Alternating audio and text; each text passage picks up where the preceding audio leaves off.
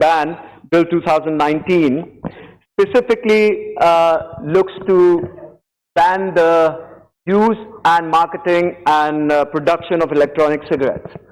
While electronic cigarettes do have hazardous effects on individuals' health, but it is wise to also look at the fact that there are other smoking and tobacco products that cause the same or even if not more harm to an individual's body. Therefore, it is imperative that we think why such a product has seen an outright ban, whereas we have solid and effective data on the effects of consumption of tobacco, smoking, and various other such products that have adverse effect on human health. In India, we are aware that India is seeing it spends about 1.2% of its GDP on tobacco-related illnesses, which in India costs around $27.93 billion. That exceeds over 1 lakh crore rupees. Sir, I wish to highlight the fact here that today if we are looking at a ban on electronic cigarettes, is it only because of the adverse effects of consuming or inhaling the smoke from electronic cigarettes, or is it to a certain extent to provide a protection cover to the cigarette lobbies across the world that bring in their products and sell in this country? Electronic cigarettes, there has been no data so far that when you compare it to smoking of cigarettes and consumption of tobacco, there has been no solid data so far about confirmed and adverse effects of the consumption of electronic cigarettes. Although I am of the view that it is harmful, but at the same point, we know that the effect of smoking traditional cigarettes, which have various tar and other chemicals that go into human body and remain buried in the lungs and cause cancer, there is widely available data across the world that this is leading to great cost to the exchequers of various countries across the world, including our own, as I have just pointed out. India has recorded about 260,000 adult smokers, and also at the same point, I would like to point out that मेरी अपने लोक सभा क्षेत्र अंबेडकर नगर के अंतर्गत मैं बराबर प्रधानमंत्री राहत कोष से पत्र लिख करके उन तमाम लोगों को जो लोग धूम्रपान और सिगरेट स्मोकिंग की वजह से जिन लोगों को कैंसर होता है, उन लोगों को बराबर हम लोग पत्र लिख करके प्रधानमंत्री राहत कोष से उनको आर्थिक मदद दिलाने का काम करते हैं. Sir, I would like to point out the fact that when one burns a cigarette, they inhale not just the tobacco and the nicotine that they get from it, but also the tar that is the main cause of the illnesses that happen to a person. So therefore, sir, this bill begs the question, why just electronic cigarettes? Why not ban cigarettes altogether? Now the simple answer to that is that to a certain extent it seems like the government is protecting the cigarette lobby, is protecting the cigarette producers of the country and also of the world, who see India as a huge market to push their products.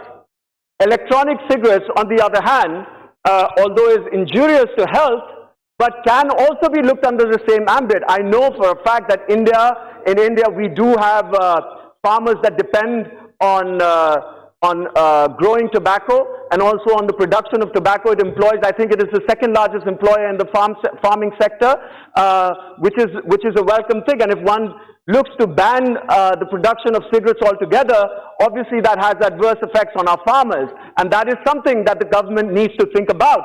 But at the same point, one can argue with the same rhetoric that the production of electronic cigarettes or the use of sale of electronic cigarettes within our own country would also generate employment, would also create jobs for others. And if we tax it correctly, just like we tax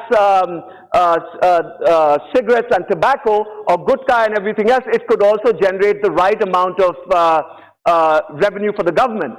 On the other hand, which we would support at this point, the other question, that why not ban everything together? Why not ban tobacco? Why not ban tobacco products? Why not ban supari? Why not ban all these? Why not ban surti that causes tremendous health hazards to our citizens and also costs a lot of money to our exchequer?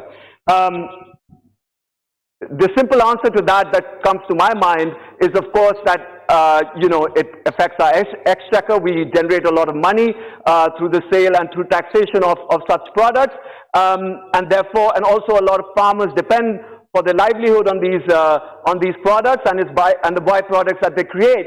But at the same point, should this argument not also apply to e-cigarettes?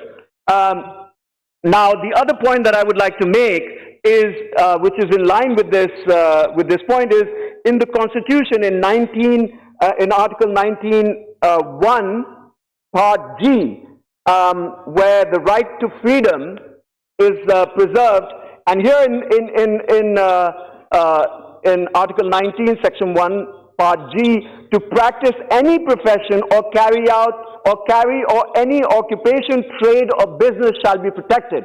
Now, sir, aren't we not at this point, by being partial to a particular production of a product that causes harm to human body, and we say that it is injurious to public health, and in lieu of public health, we are banning this product? But on the other hand, a similar product that has more disastrous effects on the human body is being allowed to be traded. So therefore, within our own Constitution, we are, the rights that have been preserved for even for doing trade is being challenged by such a law where you are being biased towards one product and not the other. So, sir, it is very clear that the government is trying to help and benefit certain lobbies that are looking to secure their market, that are looking to assure that they have the entire market to themselves and no other product or competition can enter. So this is very sad, and I think the government should look to answer this question and provide reasoning why not ban the consumption and usage of tobacco, cigarettes, gutka, and also surti and everything of that sort.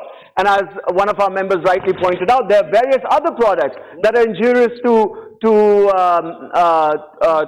individuals, such as drinking and alcohol, which could also come under its ambit. And if one such product is being treated in such a way, why not the others? That's the question that ought to be answered over here, sir. Now, I would like to conclude my speech by saying, though we support this bill, sir, but at the same point, it should also extend to other products that are harmful to and are injurious to human health.